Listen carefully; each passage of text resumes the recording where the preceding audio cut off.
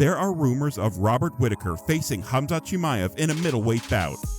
Now, although this is just a rumor, the MMA world is running wild with the thoughts of how explosive this fight could be. It will definitely be a cracker, but how do their styles match up? Who's gonna win? And does this mean Khamzat will settle in the middleweight division? There's a lot to talk about, so just sit tight and let's get right into it. Let's start with Khamzat Chimaev. The hype train behind this guy right from the day he stepped foot into the UFC hasn't slowed down a bit. He's 6-0 in the UFC and has finished every fight apart from his fight against Gilbert Burns at UFC 273.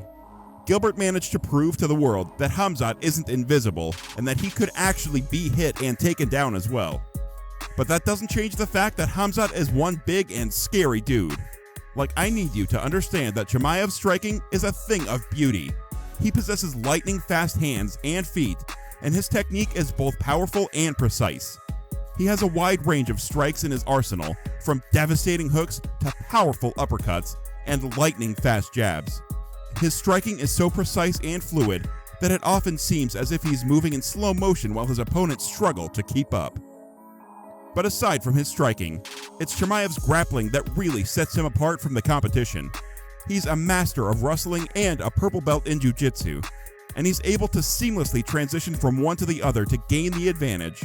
His takedowns are lightning fast, and he's able to control his opponents on the ground with a level of skill that's truly awe-inspiring. Just take the Kevin Holland fight, for example. Once he gets his opponent to the ground, he's able to quickly move into a dominant position.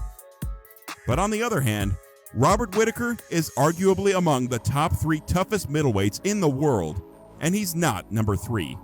With a professional record of 24 wins and 6 losses, Whittaker has consistently demonstrated his technical prowess and fighting IQ inside the octagon. His stand-up game is truly exceptional, and he has an uncanny ability to read his opponents and anticipate their moves. Whether he's throwing combinations from the outside or working his way in with a series of feints and footwork, Whittaker is always in control of the fight. In addition to his striking, Whittaker is also a highly skilled wrestler and grappler.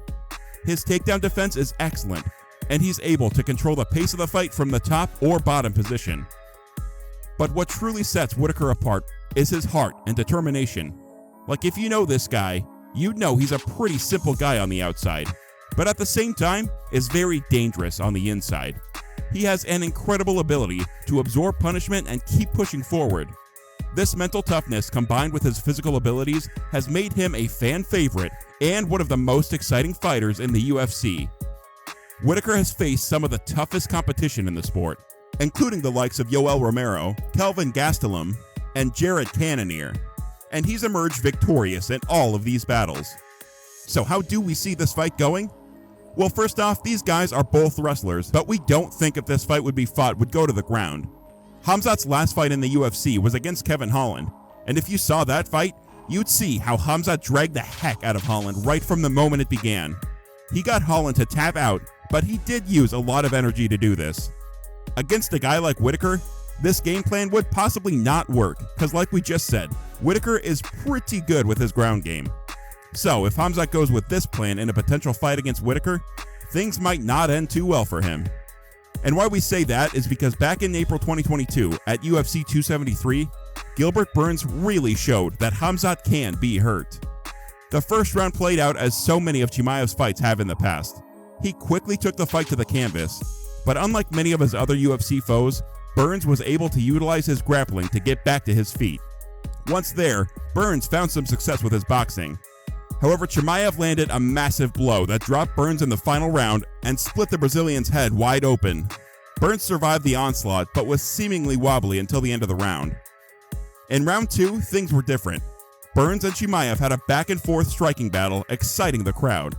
Chimaev stunned Burns, but a massive overhand from Burns floored Chimaev. Despite briefly grappling with Burns, Chimaev was still hurt and in danger of being finished. Then by round 3, both men were exhausted. At this point, Chimaev landed a lengthy flurry against the fence, but Burns did enough to avoid a stoppage at the final moment. Then for the remainder of the round and fight, both men had their moments. They traded blow for blow as they visibly cringed to dig deep and throw single combination haymakers.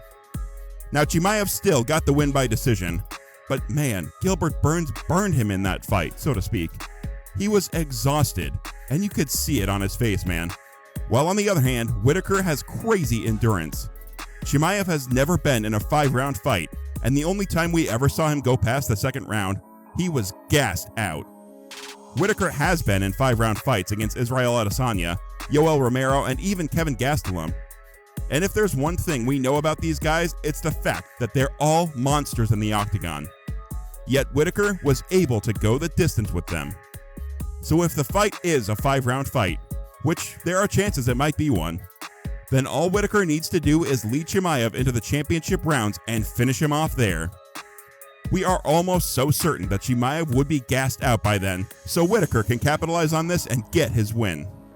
But if Khamzat is able to apply the pressure early on and do enough damage, then Whittaker would have to use his experience to get a possible win.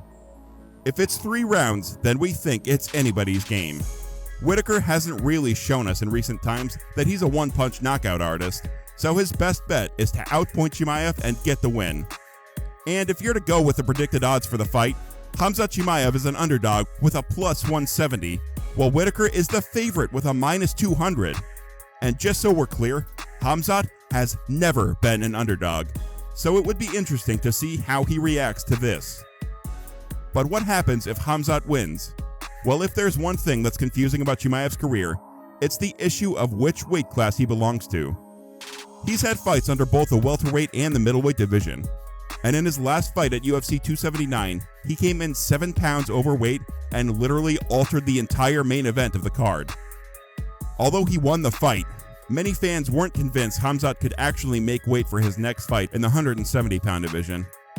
However, after Khamzat and his team were silent on the issue, Khamzat's coach, Andreas Michael, had something very interesting to say. In an interview with Submission Radio, Andreas said, "It's middleweight. He's going to fight at middleweight. But if the title comes at welterweight, miracles can happen, and they will happen. We will get him down, don't worry. He's getting strong for the new weight class." Now this means Khamzat will definitely fight in the middleweight division next. But what do they mean when they say if the title comes at welterweight? Like, is he a middleweight or a welterweight? There's no gray area in this situation. And even though this comment has left the fans more confused than before, we do believe it's going to add a little thrill to the fight. Also speaking on the fight with Robert Whittaker, Khamzat said, "I think I will fight Robert Whittaker," Chimaev said in an interview with Red Corner MMA. "He's got no opponent. Paulo Costa ran away after taking that match about me and Robert. So I will fight Whittaker. I want this fight, although I like him as a human being. He's a solid guy, doesn't talk trash, doesn't cross any lines. We are going to have fun at the press conference and fight each other." Also responding to the possibilities of this fight, Whittaker said, "Oh yeah, cool, let's do it, whatever. If it's a fight that gets presented to me, then it is what it is. Yeah, I think it'd be a good fight. I think it'd be a hard fight. I think he's a phenomenal fighter. I think he has a lot of strengths. I think I have a lot of strengths. I think I'm a hard fighter for him, just the same. And I'm quite good with my hands and can stuff a lot of takedowns. I'm hard to hold down. I'm squirmy, you see. Yeah, it'll be an interesting fight. That'll be a showstopper for sure. I'm sure it'll get a lot of people interested and excited." So while both men are willing to take the fight, the real decision comes from the UFC and their plans for what comes after the Исраэль Adesanya versus Alex Pereira rematch. These two are set to rematch at UFC 287, and Whittaker seems to be not only the backup fighter for the fight, but the next guy in line if Alex Pereira wins. But not many fans believe Whittaker would be a threat to Pereira, and it's hard to understand why. But anyway, if this fight actually pulls through, who do you think would win, Robert Whittaker or the Wolf, Khamzat Chimaev? Let us know your thoughts in the comments section below. But on your way up, make sure you check out either video showing on your screen right now. Just click on one, and we'll see you there.